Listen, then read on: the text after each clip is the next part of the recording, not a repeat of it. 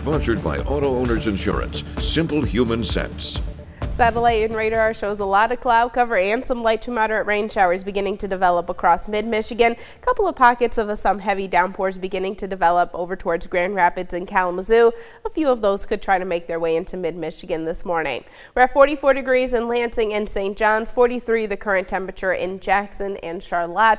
Wind chill temperatures 33 degrees. That's what it feels like as you step outside of your front door in Marshall. 32 over in Ionia. We'll hold on to the chance for rain, eventually mixing in a couple of snowflakes later on this morning, but dry conditions in the forecast by this afternoon as winds begin to increase. We'll have more details on what else you can expect as we go throughout the rest of the week coming up in just a bit. 6 News This Morning continues. WLNS is here for you, celebrating 75 years of bringing you the news with 6 News This Morning.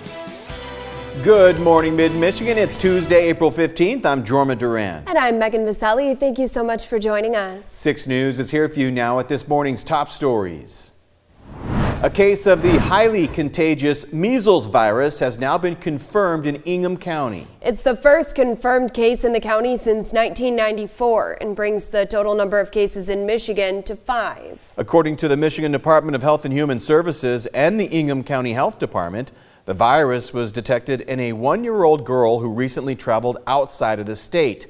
Measles can cause serious health complications, especially in children younger than 5 years old, and can spread quickly among people who have not been vaccinated. So officials have released dates, locations, and times the infected girl was recently at.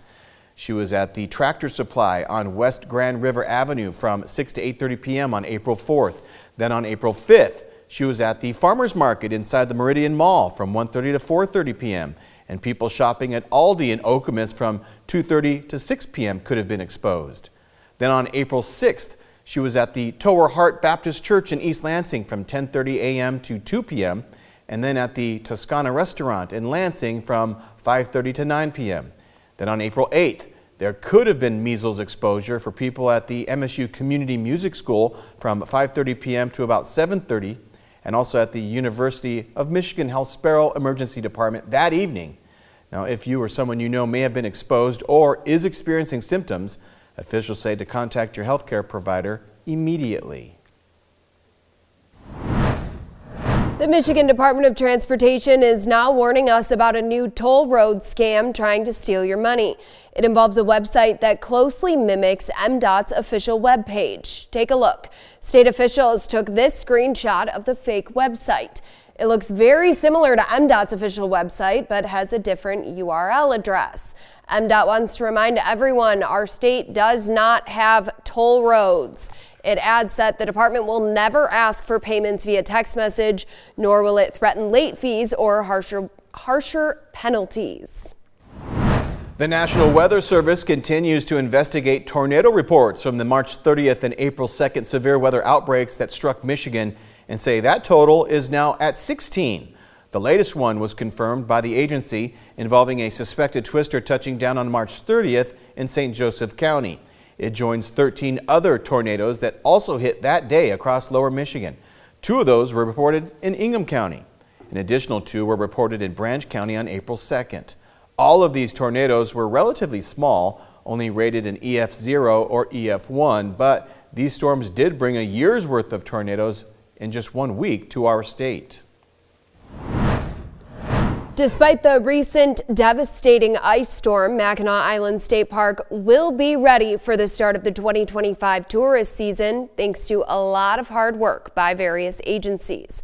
Park officials say Mackinac Island's fire department, police department, community foundation, and the Michigan National Guard all worked together on the cleanup process. And now they report all major roads are back open. This includes all of M185, which circles the island.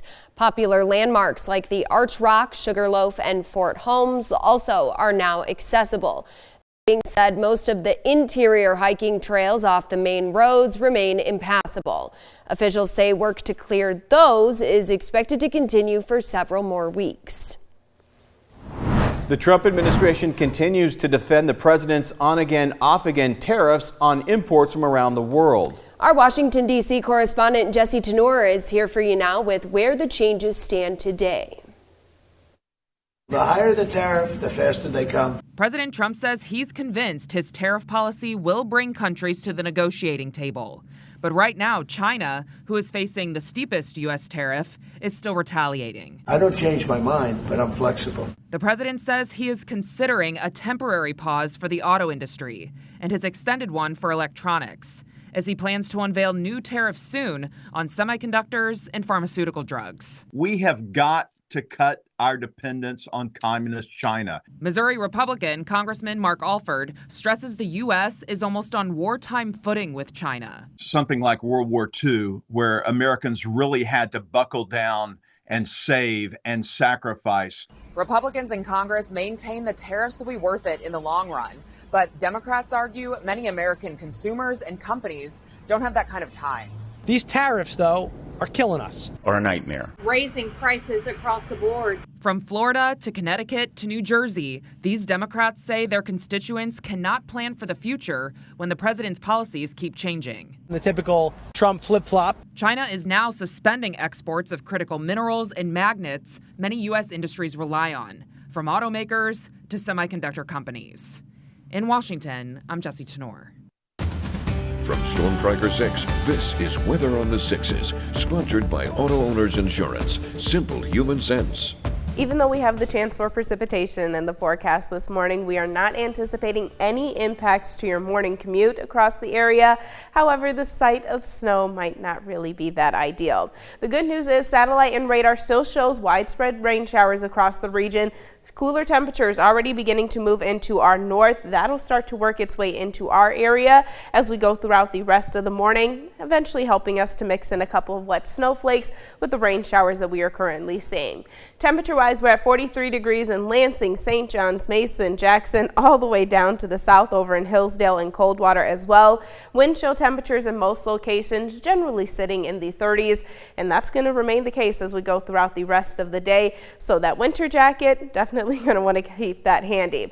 Notice as we go throughout the rest of our Tuesday, temperatures really won't be able to rise all that much because of the blanket of cloud cover that we have in place. But that does mean that we are going to have an even better forecast for tomorrow. Sunshine making a return to the forecast for our Wednesday, highs in the low 50s. So we just have to get through the next 24 hours here. The clouds kind of gotten a little better. Boy, there was a little, about 15 minutes ago, the clouds were looking really rough. Yeah, so a couple of rain showers, that's it. But yeah, not the sunniest day, not the warmest, but tomorrow will be better. We got to get through the next 24, team. Yes. All right, Kendall, thank you. Coming up in our What's on the Web segment, the local author's novel now coming to life on a popular streaming service.